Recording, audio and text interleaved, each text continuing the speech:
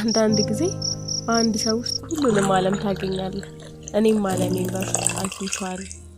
ከተጋባን ገና 6 ወራችን ነው። ግን በእነዚህ 6 ወራት ውስጥ ከማንም በላይ ለፍቅር የተለየ ትርጉም ሰጥቶኛል። እርሱ የከባድ መኪና ሹፌር ነው። ሁልጊዜ በሩቅ መንገዶች ላይ ይጓዛል። እናም እውነቱን ብናገር እፈራለሁ።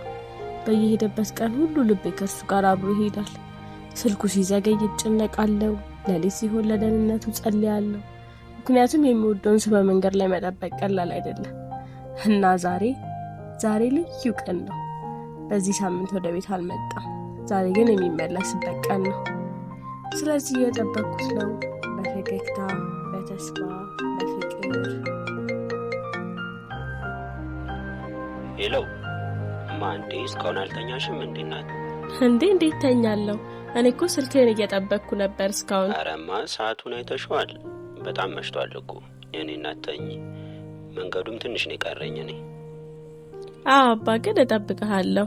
ቢያንስ እስከ ስንት ሰዓት ትገባለህ? ያው ታውቂው የለ ክራውድድ ነው። በዛ ላይ ደግሞ አንዳንድ ነገሮች በጣም አስጊ ናቸው። እግዚአብሔር ከረዳኝ በጣም በጊዜ ለመምጣት እሞክራለሁ። እኔማ እንቅልፍ እንዳይወስደኝ ሻይንም አፍልቼ መጽሐፌንም እያነበብኩ እጠብቅሃለሁ ብዬ ነበር። እናቴ አትጠብቂኝ፣ ተኝ። ስመጣ ደግሞ አንድ ሰርፕራይዝ አለሽ። ንገርሽ እንዴ? እሺ።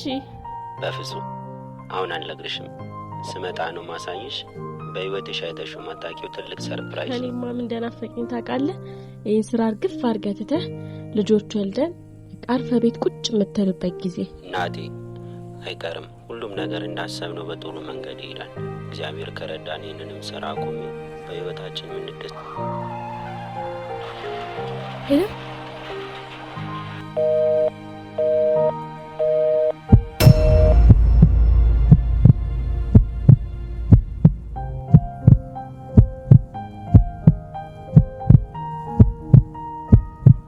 ሄሎ ኧረ ምንድን ነው የተፈጠረው? ሄሎ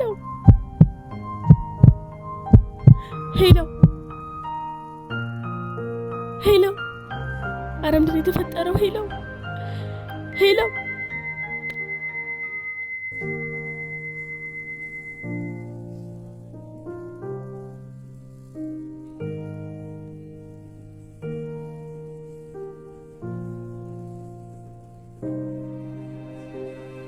Sorry, the number you dialed cannot be reached at this time.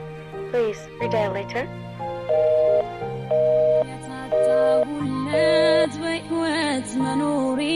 بقوات منوري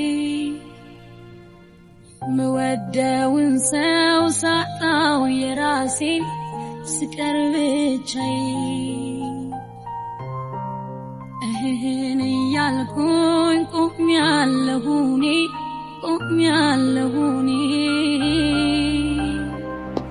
شكما كتوين كبدوني راسي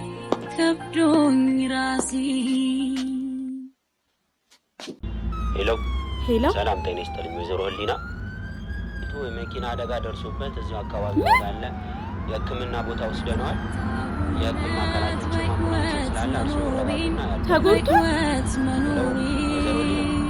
ሰሙኛል። ሄሎ እሺ የራሴን ስቀርብቻይ እህን ያልኩኝ ቆም ያለሁኔ